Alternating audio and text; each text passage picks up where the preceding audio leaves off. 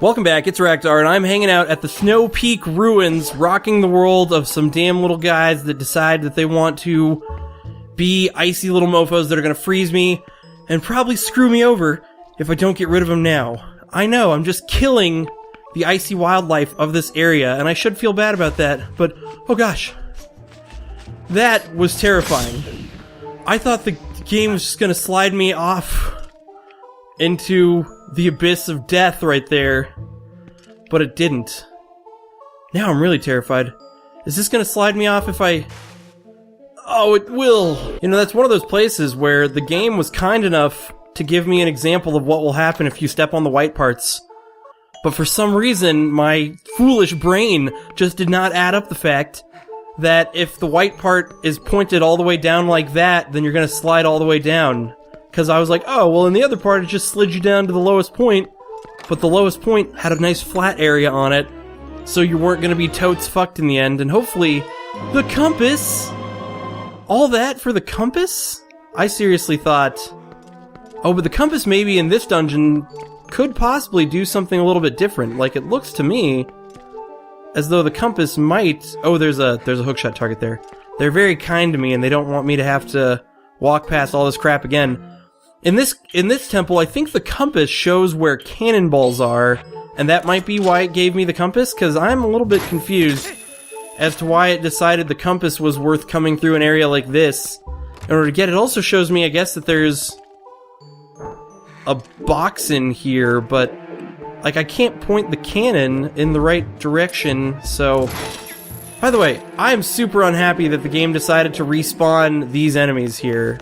Like, that's sort of somewhat a dick move. Like, of all the enemies they could have respawned, why does it have to respawn these dickweeds? Like, seriously. So,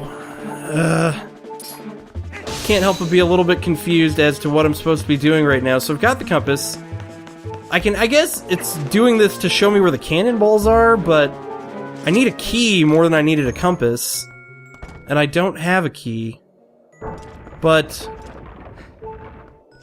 the game also showed me that there happens to be a box out here. Yeah, so screw that. I just cut out the fight with those wolves because they take forever to fight because, well, I could have just been using my bow and arrow to fight them, but basically those wolves completely screwed me over. Alright, here we go. I was like, I see this box on my map, but I can't seem to get to it. Oh, you gotta dig twice to get to this box.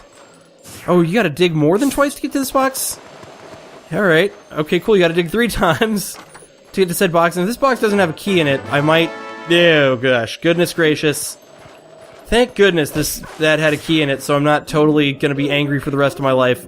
So yeah, by the way, you might have noticed, though, when I was fighting those wolves, that my health has replenished, and that's because one of those wolves led me into the frost breath of the dude, and I ended up getting all my health taken away. And in case you're wondering, the answer to the question, does that piss you off, Raktar, that those wolves are so annoying and they drag you into that ice guy just because they're badly programmed? The answer is totally yes. I'm super annoyed that those wolves are so shitty at doing what they do. Oh, I guess I have to... Okay, so you throw this switch, right? I understand how this works now. It's a seesaw. Yup. And you pop the cannonball on here, and then you go get it from the other side. That is actually kind of an annoying process for getting a cannonball. I wish that was better programmed.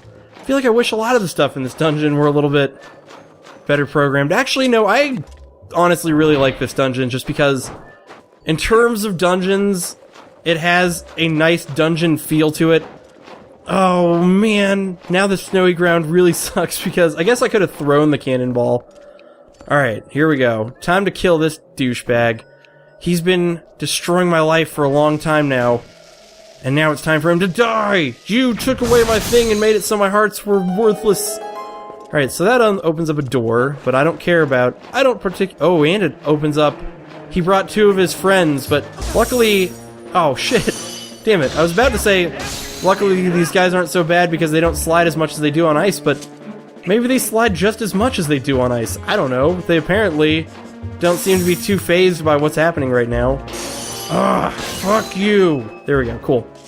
That asshole met his demise at the end of my blade because he's a total dick. And having the compass now actually makes things better because I was able to see where that damn key box was. Because that was another one of the problems is, technically you can progress in this dungeon without the key box, or without the compass. I mean, you can progress in any dungeon without the compass, but it was a good thing in the end that I didn't have the right kind of bombs because it helped me get the compass, which helped me see that there was totally a box buried in the snow. But now we're here where the missus has told us that, oh,